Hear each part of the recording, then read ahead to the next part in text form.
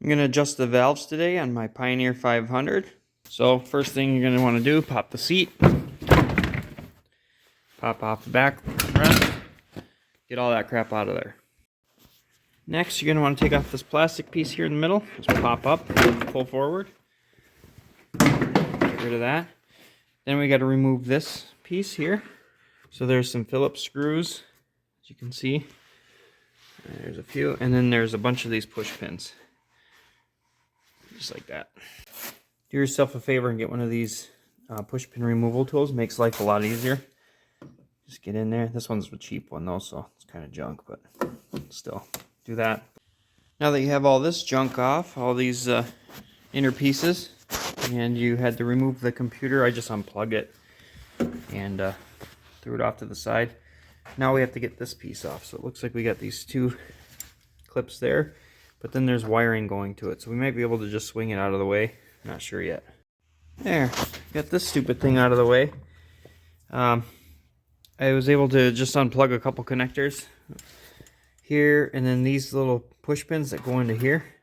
Kind of a pain, so I just use these little curved needle nose pliers. Get up in there and release them. So I got everything unhooked, but the coil's still hooked up down there. Just leave that the way it was. And now we have access to these caps. And now that we're this far, it's a good idea to clean off the area with some brake cleaner and some compressed air.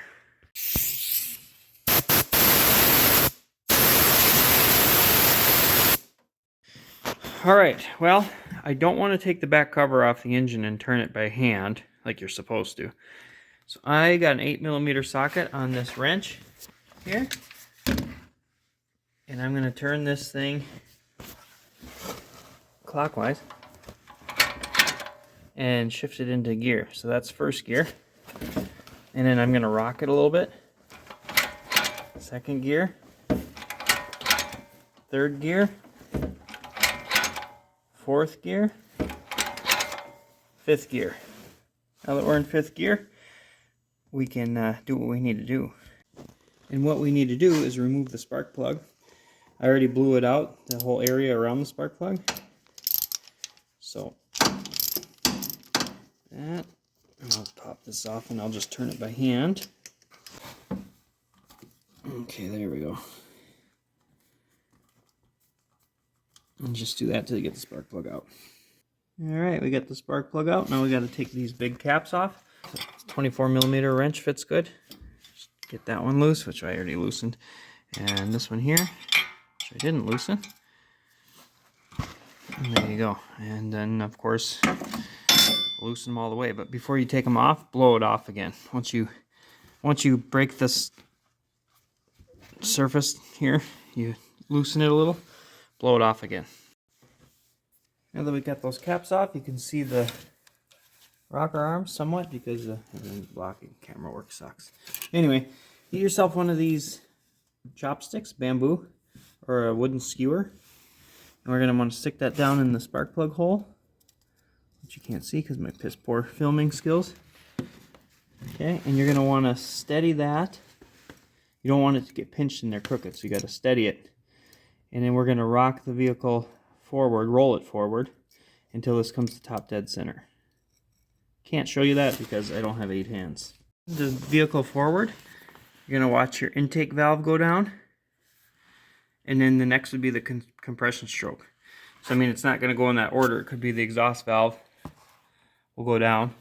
But what you want to see is intake valve go down and then close and then go real slow, because that's when you're going to come up to your top dead center on your compression stroke. We're at top dead center on the compression stroke. Can't really tell, but the piston's right there. And we know we're in good shape because the exhaust rocker arm's loose and the intake rocker arm's loose. These are both not loose when you're at top dead center. Try again. I'm back around to the passenger side for filming purposes, and this exhaust clearance is supposed to be 9 thousandths. I got my 9 thousandths feeler gauge.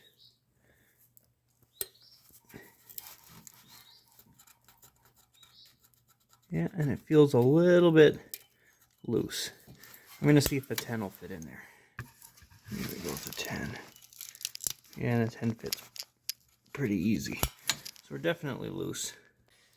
So you just take a 10mm wrench, and there's this jam nut here. Crack that loose. Okay, I like to loosen it and back it off a little bit. And then you're going to take your 9/1000 feeler gauge and stick it in there.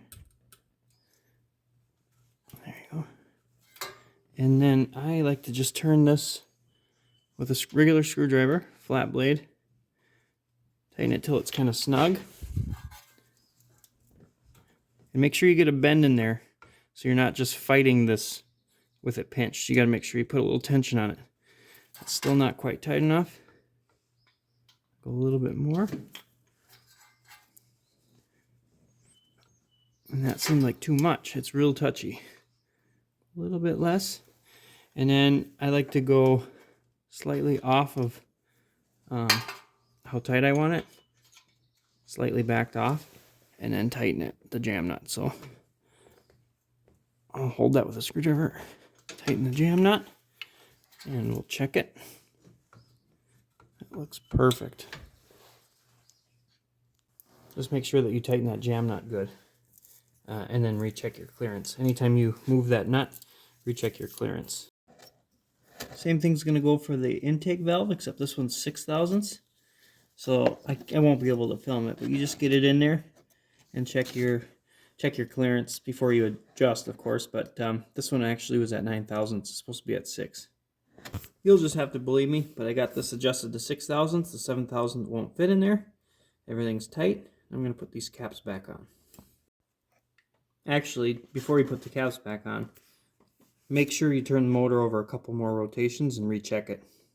Just do it now while you have it apart. No big deal. I got the caps back on and tightened up.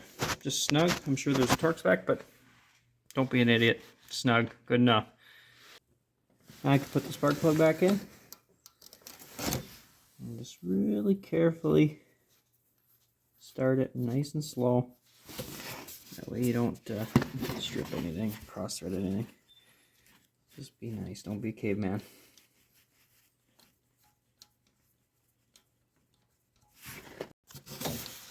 And then tighten it till it breaks off.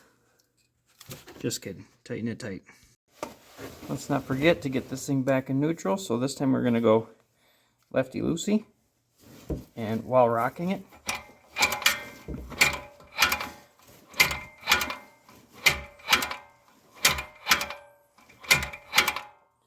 and that should be neutral. Well, when we get the computer back in, we'll turn the key on and see what it says.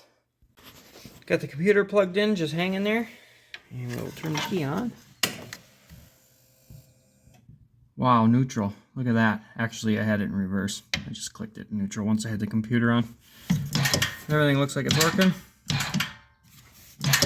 So, Bob's your uncle. I slapped this cover back on. Everything's plugged in the way it should be. Let's start this thing up and see if it still sounds like a Honda. Bet you it does.